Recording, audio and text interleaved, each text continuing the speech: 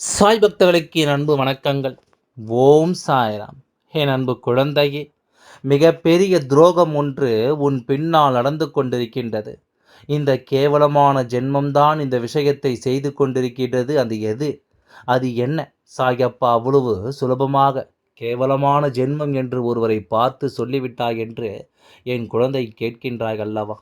சாயப்பா வைத்திருக்கின்ற தலைப்பை பார்த்தே உடனே என் குழந்தைக்கு பல கேள்விகள் வந்திருக்கும். நிச்சயமாக என்னால் அதனை புரிந்து கொள்ள முடிகின்றது. உன் சாயப்பா உனக்கு சொல்லக்கூடிய விஷயங்கள் ஒவ்வொன்றையுமே நீ என்னவென்று சரியாக புரிந்து கொள். சாயப்பா காரணமில்லாமல் உன்னை தேடி வருவதில்லை. இந்த அப்பா எந்த ஒரு விஷயத்தையும் தேவையில்லாமல் உனக்கு எடுத்துச் சொல்வதில்லை. உன்னோடு நான் இருக்கும் வரை இந்த வாழ்க்கை உனக்கு எல்லா விஷயங்களையும் சரிவர சொல்லிக் கொடுக்கும் என்பதனை நீ மறந்துவிடக்கூடாது. இந்த நேரம் நான் உன்னை சுற்றி வந்து பயணிக்கக்கூடிய இந்த நேரங்களை எல்லாம் நீ கவனமாக புரிந்து கொண்டு அதற்கு ஏற்றது போல உனக்கான நேரங்களை நீ சரிப்படுத்தி கொண்டால் அது போதும். நடக்கும் நன்மைகளை எல்லாம் நாம் சரியாக புரிந்து கொள்ளும் இந்த நேரம், இந்த வாழ்க்கையும் நமக்கான ஒவ்வொரு விஷயங்களையும் சரிவர சொல்லிக் கொடுக்கும் என்பதனை நீ மறக்காதே. ஒவ்வொரு விஷயங்களும் உன்னை சுற்றி வந்து உனக்கு கொடுக்கும் எல்லா மாற்றங்களும் மேலும் மேலும் உனக்கு மிகப்பெரிய ஆச்சரியங்களையும் அதிசயங்களையும் நடத்தி கொடுக்கும் என்பதனை நீ மறந்துவிடக்கூடாது. சாயப்பா எதற்காக உன்னை தேடி வந்திருக்கின்றேன் தெரியுமா?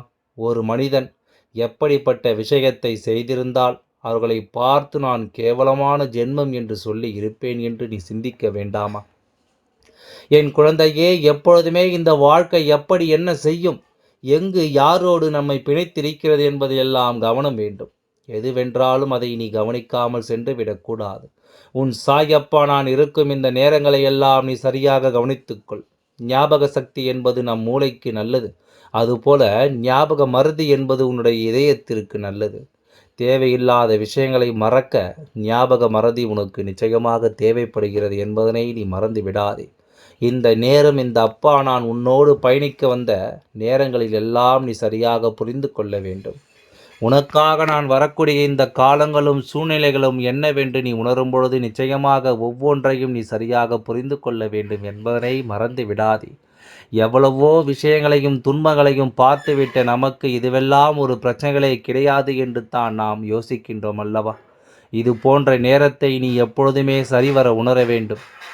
இது போன்ற விஷயங்களை எப்பொழுதுமே என் குழந்தை மனம் நிறைய நீ உணர்ந்து கொள்ளத்தான் வேண்டும்.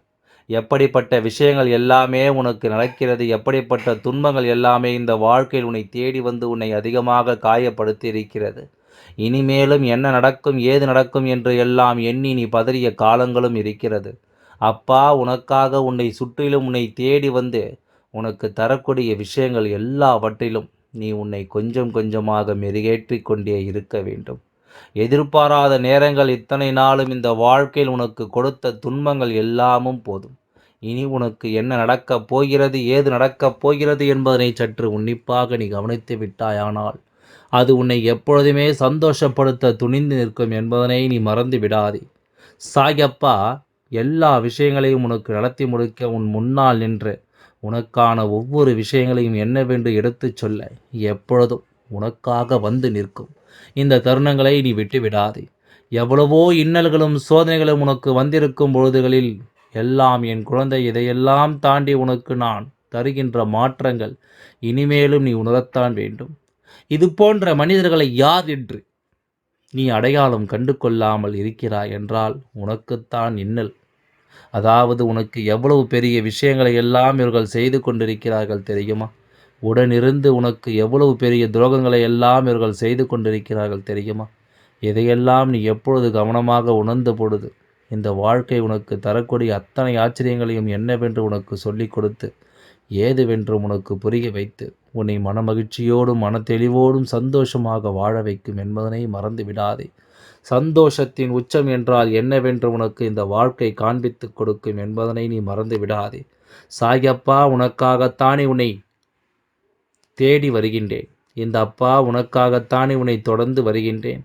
நான் எந்த சூழ்நிலையிலுமே உன்னை கைவிட எண்ணியதே கிடையாது. இந்த அப்பா எந்த தருணத்திலும் உன்னை விட்டு விலக நினைத்தது கிடையாது. உனக்காக ஒவ்வொன்றையும் நான் தேடி தேடி வந்து உன் வாழ்க்கையில் கொடுத்து கொண்டிருக்கின்றேன். அப்படி இருக்கும் பொழுது உன் அப்பா நான் உனக்கு சொல்லக்கூடிய விஷயங்களிலும் இருக்கக்கூடிய காரணங்களை நீ சரிவர தெரிந்து கொள்ள வேண்டும்.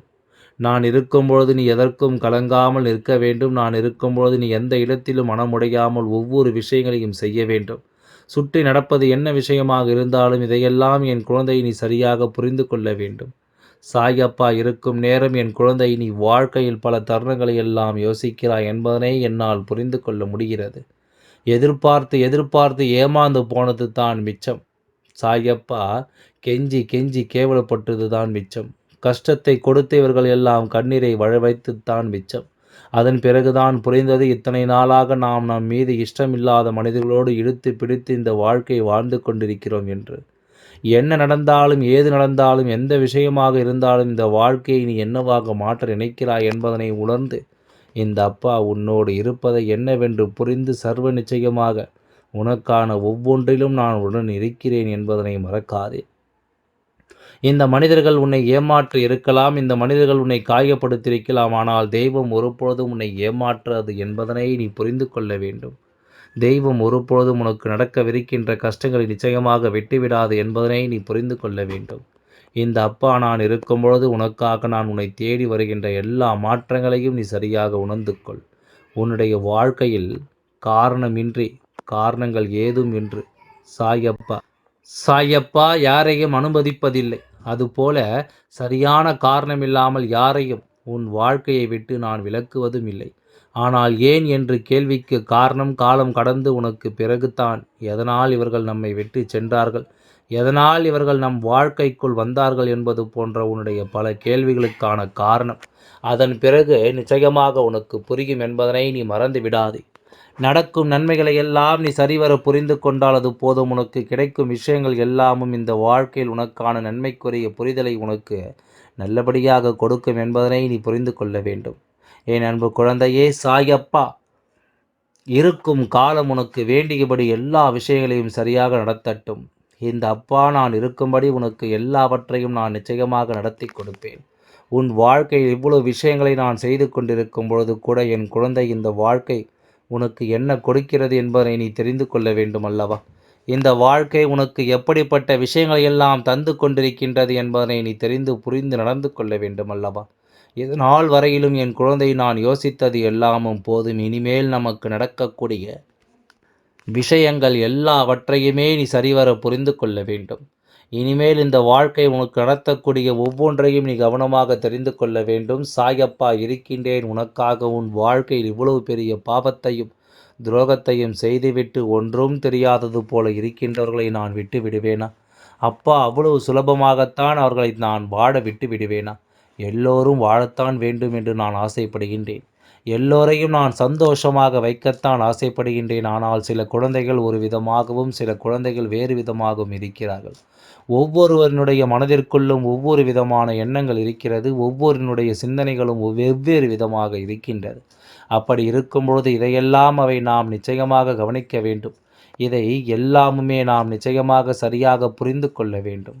நமக்கு நடக்கும் நல்ல விஷயங்களை நாம் சரியாக உணர்ந்து விட்டோம். ஆனால் நம்மை தேடி வரக்கூடிய உண்மைகளை நீ கவனமாக தெரிந்து கொண்டால் அது போதும். நம்மை தேடி வரக்கூடிய விஷயங்களை நீ நிச்சயமாக என்னவென்று உணர்ந்துவிட்டால் அது போதும். இன்றோடு உன் காயங்கள் தீர இந்த சாயப்பா வாக்குறுதி கொடுக்கின்றேன்.